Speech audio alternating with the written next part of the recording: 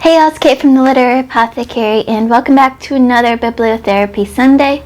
So last week I talked about some of the books that I was obsessed with as a kid, and this week I'm going to talk about books and authors that I was obsessed with as a teen.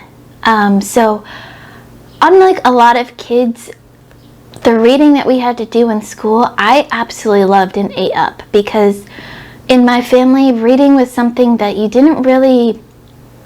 wasn't something that you liked. It was something that the nerds did. My family was a big sporting family with lots of athletes, and they kind of, in a sideways way, made fun of me for loving reading so much. And I was kind of the family nerd, and so I just ate up any chance I could to read. And when I could read for homework, that was even better, because I didn't have to come up with my own excuses for wanting to read books. So I really enjoyed a lot of the reading that we got in class. Unlike a lot of kids begrudged the reading because they were forced to read certain books, but I loved just about everything that we read, including To Kill a Mockingbird by Harper Lee. This book was so transformative.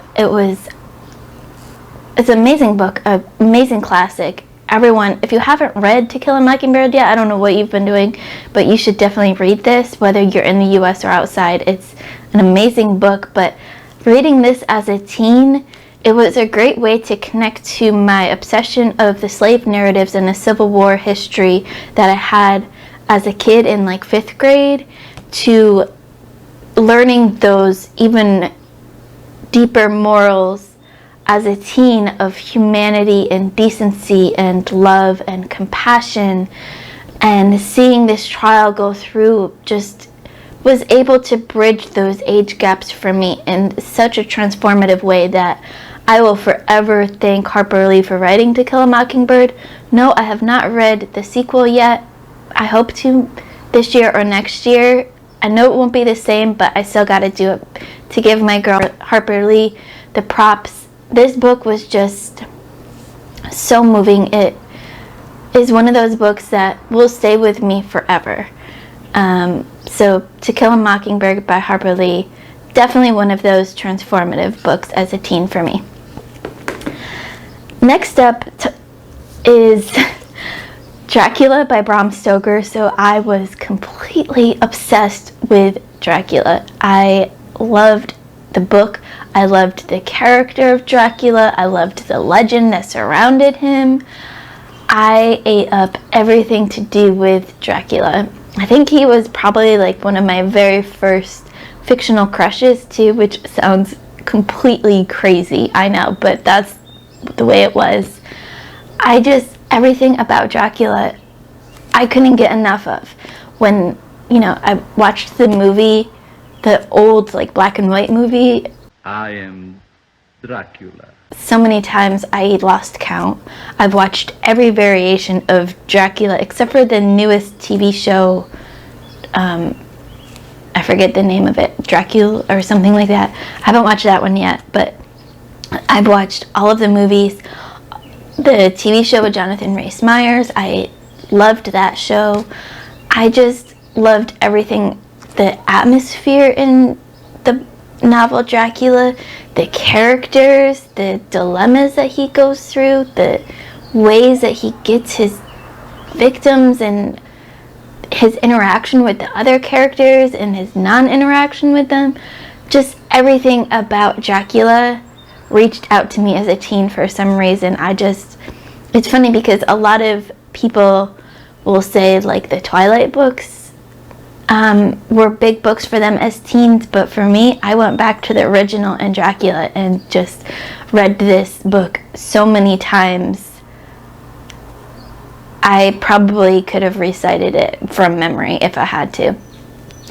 I can't wait to do a reread of this. I'm going to be doing a reread in October around Halloween of Dracula, and I'll also be reading Frankenstein then too, but I can't wait to go back and relive this atmosphere and these characters and just everything that I loved as a teen about Dracula. So now the last two books that I have to talk about are actually authors and not necessarily books. They're poets actually, and these two poets just embraced that goth Victorian melodrama feel that you felt as a teen, especially at least that I felt as a teen. Their poetry just reached deep into my heart and pulled out all of that drama and that self-loathing and that I just want to hide and wear black all the time, which I actually did. My dad got remarried when I was a teen, and I actually wore black to his wedding. And one of the poets that kind of helped me embrace the black and gothness of my teenage years was Emily Dickinson. Her poetry was just everything to me. One of her most famous lines is "Hope is a thing with wings," something like that. And I will look it up and I'll put it down below in the description. But I just loved Emily Dickinson. And that new show out, it just is fantastic. I don't know how accurate it is to her actual life, but they've dramatized her life as a teenage poet so well. Because I could not stop for death, he kindly stopped for me. I love that show so much. I can't wait to watch it again. But yeah, Emily Dickinson's poetry just balanced the hopefulness, the despair, and nature so well that it just encapsulated everything that I was feeling as a teen. And I went back and back and back to her poems constantly. Death is a dialogue between the spirit and the dust. Dissolve, says death. The spirit, sir, I have another trust. Death doubts it, argues from the ground. The spirit turns away, just laying off for evidence an overcoat of clay. And I love, she has this thing where she personifies death, and that just spoke to me as a teen. I loved it so much. So Emily Dickinson's poems just reached deep into my soul and gave me both hope and yearning and despair all at the same time. It was strangely everything I needed as a teen. So then the last poet I have to talk about is the one and only Edgar Allen Poe, and his poems and his stories, just like Emily Dickinson, gave me everything I needed as a teen. It reached into my heart and gave me that darkness, whereas they kind of played off each other. So Edgar Allan Poe gave me that darkness that I needed and just gave me all of that despair and darkness and deepness and just made me feel dark. And then Emily Dickinson's poems brought the light to that darkness. So they balanced each other out actually really well. And it may be strange for a teenager to be obsessed with these two, especially in our age, but I just couldn't get enough of them. Poe and his raven, quoth the raven nevermore.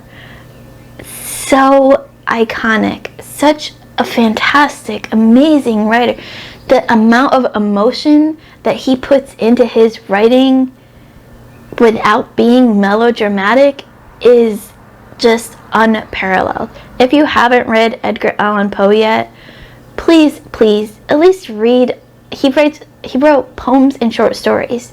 It won't take that much time to read, but just pick up anything by Edgar Allan Poe and feel that emotion that he puts into every single one of the things that he writes. Hugely important poet and short story writer. He shaped my teenage years along with these other writers. So, have you guys read, I'm sure you've read at least one of these books that I've talked about. Let me know what you thought as a teen and what you think now. What are some of your favorites as teenagers to read? Don't forget to like, comment, subscribe, hit that notification bell. As always, my Patreon and Discord information are in the description below. Keep reading, and I love y'all to the moon and back. Bye.